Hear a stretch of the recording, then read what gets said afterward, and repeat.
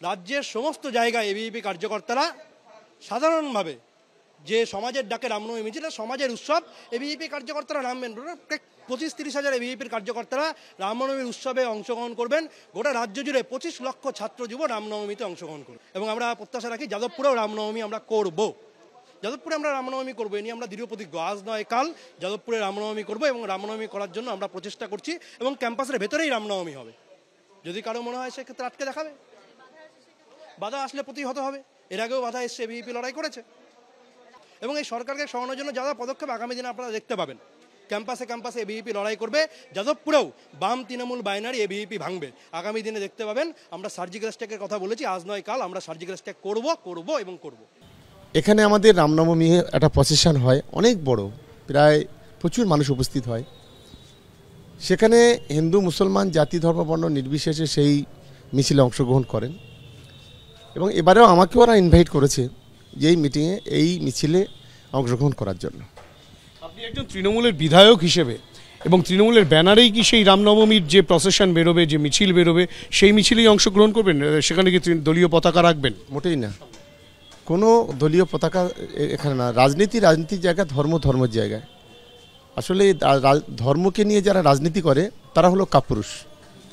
আমি মনে করি এই যে আজকে শুভেন্দু অধিকারী বলি, দিলীপ ঘোষ বলি, সুকান্ত মজুমদার বলি, তারা যে ধরনের কথা বলছে এটা বাংলার রাজনীতিতে আমরা কখনো শুনিনি।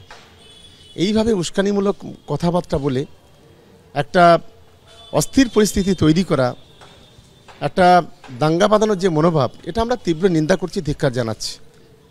তাই আমাদের এলাকার হিন্দু মুসলমান তারা সবাই একত্রিত হয়েছে এবং তারা এই মিছিলে সবাই অংশগ্রহণ করে। হঠাৎ করে রামনবমীতে আপনারা অংশগ্রহণ করছেন কেন? এর আগে তো করেননি কখনো। দেখুন, কমিটি আমাদেরকে ইনভাইট করেছে, আমরা নিশ্চিতভাবে থাকার চেষ্টা করব। কোথাবাড়িতে বেছে বেছে হিন্দু দোকান, ঘর, বাড়ি ভেঙে তছনছ করে লুট করে দেওয়া হয়েছে, কারণ সেখানে হিন্দুরা সংখ্যালঘু। এটা শুধু মালদা জেলার মোথাবাড়ি বলে নয়, কয়েকদিনের ঘটনা। গতকাল মুর্শিদাবাদ জেলার নওদাতে একটি বাজারে, ত্রিমোহনী বাজারে 6টা হিন্দু দোকান ভাঙা হয়েছে এবং হিন্দুদের সমস্ত পানের বোরোজে আগুন লাগিয়ে দেওয়া হয়েছে। এ কোন বাংলায় আমরা বসবাস করছি? সেখানেও হিন্দুদের প্রতিবাদ করার সুযোগ নেই, কারণ হিন্দুরা সেখানে সংখ্যায় কম। মোথাবাড়িতে জিহাদিরা বলছে, একজন জিহাদি বলছে পুলিশ এসে গেছে, বলছে না পুলিশ কিছু করবে না, আমাদের গুলি করতে পারে না, কারণ তাদের সরকার আছে পশ্চিমবঙ্গে, মুসলিম লীগের সরকার। আরেকজন বলছে হিন্দু শূন্য করে দেবো, আরেকজন বলছে জয় শ্রীরাম। বাজে ভাষা আমার মুখে আসবে না, ভদ্রবাড়ির ছেলে বলছে ড্যাশে ঢুকিয়ে দেবো। এরপরেও ঘুমাবেন নাকি আপনারা? মোথাবাড়ি যাওয়ার পথে আজকে রাজ্য বিজেপির সভাপতি সুকান্ত মজুমদারকে আটকে দেয় পুলিশ। পুলিশের ভূমিকায় ক্ষোভ উগড়ে দেন সুকান্ত মজুমদার। পাল্টা কুণাল ঘোষ কি বলেছেন দেখুন।